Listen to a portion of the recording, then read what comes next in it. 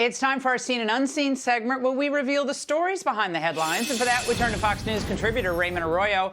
All right, Raymond, you and I are so excited because Biden is expected to announce his re-election campaign tomorrow, as Don Lemon announced in his swan song. President Biden about to make it official. We're expecting a campaign-style video announcement to drop on Tuesday. Edits are now being made on a video, we are told. Our White House team reporting that he reported at least parts of this video 2 weekends ago. Now, Laura, the first question is, why can't the president do a re-election announcement live? And why does it take weeks to record it? Oh, no. Tonight, we have secured something so special, video of some of the president's attempts at his relaunch. Watch this. Desk is hot. America is a nation that can be defined in a single word. I was going to put him Excuse me, I got a little frog in my throat. We know that there's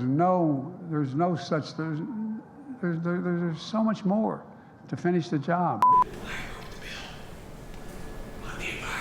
More than half of the women in my administration are women. You lost your child. You lost your child. It's gone. There's no such thing as someone else's child. Our nation's children are all our children. Look, if it holds near and dear to you that you like to be able to, anyway, we're going to get a lot done. We got it. Laura, he may need some of those rock stars he parades in and out of the White House to make an appearance in his announcement. Now, obviously, that is our spoof, but it may not be far off from his real attempts. I mean, everything looks like messages from the rest home. You know, hey, Mr. Biden, sit up. Let's take a picture for home. Let's say hi. Tell them you're doing fine. Well, Raymond, the sad thing here is that they've been doing this for years, editing him down and repackaging his words and his syntax. There's the bike. There's the bike video. That's so cruel. Raymond, first of all, I think he should recreate that scene with the, what was that, Tommy? The red in the back. What was that scene when he stood there and it looked like a Star Wars? Yeah, in Philadelphia. Oh, that weird. Philadelphia outside Constitution Hall. Right. He should recreate that because that was so powerful and so. Well, and bring the Easter Bunny. Bring the Easter Bunny. Yeah, exactly. All that. Yeah, well, we'll bring back all the hits. Look, even the wider media are now concerned about Biden's age. Age, a big concern. He'd be 82 upon being sworn in for a second term. If he wins, America's oldest president would stay in office until he is 86 years old. And a lot of Americans say, frankly, they're not comfortable with that. Most Americans don't want to vote for an 81-year-old man for president. They'd like to go to the next generation. Well, you know, Laura, this is why they're doing this as a prepackaged announcement. They want to avoid the stumbles, the bumbles. They'll edit it down. It'll be clean, and it's a narrative that they can tell without question and without any unexpected missteps. Maybe they should just have Dylan, Raymond, maybe they should just have Dylan Mulvaney do it for him. I mean, that kind of defines their whole, or Zelensky and Dylan Mulvaney should do it together. That would be something I would watch. Yeah.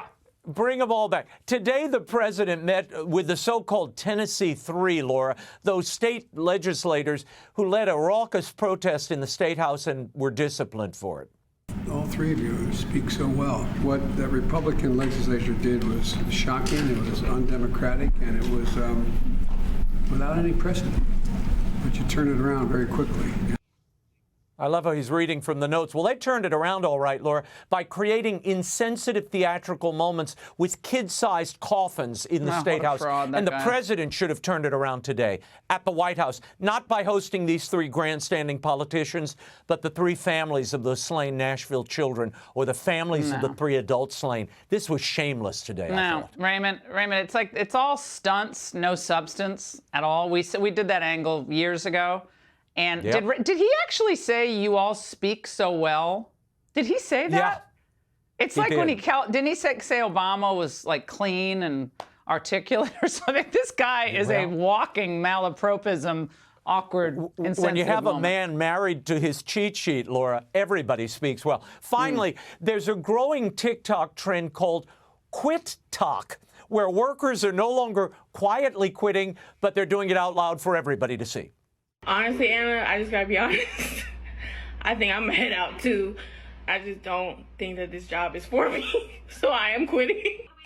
I'm quitting right now. So. I really don't think you are. I'm dead ass serious and I'm not coming back to this job. You know, Laura, this is so sad to see. This is, you know, because of TikTok, Gen Z is basically teaching itself that if you have any discomfort at work, you should just quit. And they're broadcasting it, so it becomes almost trendy and fun. There was a time when people would just call their parents or friends to complain about work. These people are now doing it in public, and it's going to end very badly for all of them, I think. Raymond, what's odd about this is, like, do people not have to pay bills or... I mean, we didn't have the luxury of doing it. We all had to work. I mean, I don't understand. There's like a war on work.